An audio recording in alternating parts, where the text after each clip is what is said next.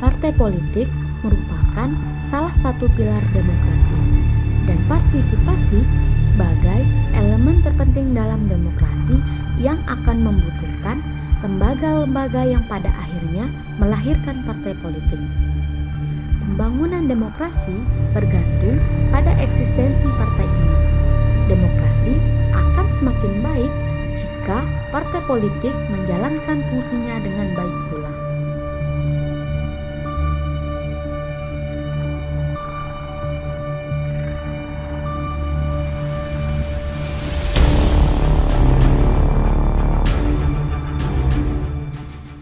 Fungsi-fungsi partai politik antara lain. Yang pertama, adanya komunikasi politik. Yang kedua, rekrutmen politik. Yang ketiga, sosialisasi politik. Dan yang terakhir, artikulasi dan agregasi kepentingan politik. Dalam analisis bahaya politik dinasti, Indonesia Corruption Watch melihat perkembangan politik dinasti tidak lepas dari lemahnya partai politik yang sedang menjalankan fungsinya. Buruknya proses kaderisasi partai politik dan ketiadaan sistem internal partai yang demokratis menyebabkan bangkitnya politik dinasti. Banyak partai politik yang mengader calon kepala daerah hanya berdasarkan hubungan kekeluargaan dari mereka yang sedang berkuasa tanpa mempertimbangkan kompetensi dan integritas.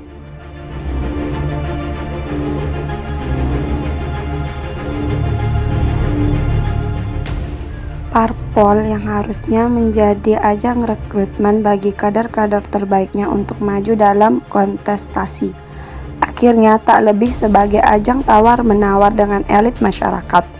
Aroma politik uang pun merebak. Hal ini berdampak pada ongkos politik yang sangat besar bagi sang elit yang mencari kendaraan untuk maju. Maka, wajar saja bila kemudian banyak kepala daerah atau wakil kepala daerah yang tersangkut kasus korupsi. Sebab gaji yang mereka terima selama menjabat sebagai kepala atau wakil kepala daerah selama 5 tahun tak akan menutupi ongkos politik yang sudah dikeluarkan.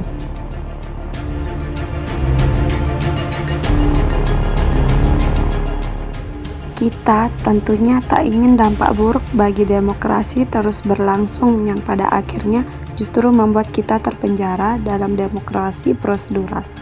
Sebelum semuanya terlambat, perlu kiranya parpol sebagai aktor utama demokrasi menjalankan fungsi rekrutmen kadernya dengan maksimal.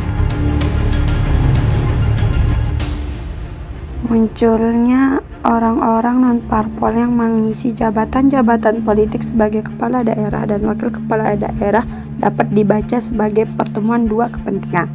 Pertama, pada satu sisi fungsi rekrutmen kader yang tak berjalan menjadikan parpol tidak memiliki kader yang cukup kuat untuk mengisi posisi politik tersebut. Di sisi lain, mereka perlu merebut juga kursi-kursi jabatan itu. Sebagai jalan pintas, kebanyakan parpol akhirnya mencari tokoh-tokoh populer di masyarakat yang mereka dukung dan usung untuk mengikuti kontestasi jabatan-jabatan politik tersebut.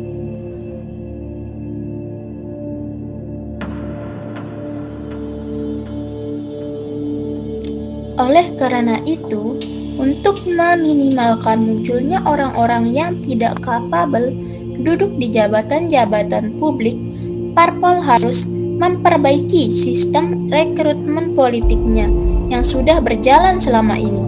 Harus ada kemauan politik dari para pemimpin parpol untuk merombak total sistem rekrutmen politik.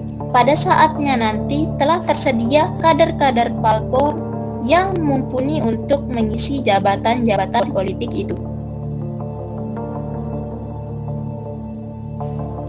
Dalam sejumlah kasus pengusungan calon yang akan maju pada pilkada ataupun calon anggota legislatif, sebagian besar parpol masih mengedepankan popularitas, sumber dana, serta keterkaitan sang calon dengan elit atau pejabat parpol. Hal ini memang bisa dipahami sebagai usaha parpol untuk mendapatkan suara pemilihan sebanyak-banyaknya.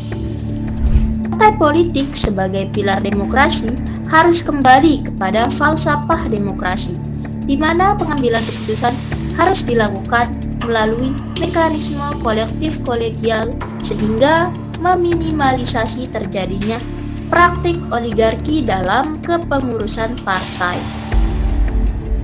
Mengingat kepartean yang teroligarki itu dapat menimbulkan kooptasi langsung maupun tidak langsung terhadap kekuasaan politik, yang pada akhirnya akan menciptakan struktur kebijakan publik yang mudah dikontrol oleh kekuasaan oligarkis. Dalam menjalankan fungsi agregasi dan mengartikulasi aspirasi masyarakat untuk mewujudkan kesejahteraannya, parpol harus semakin dekat dengan rakyat dan tidak elitis.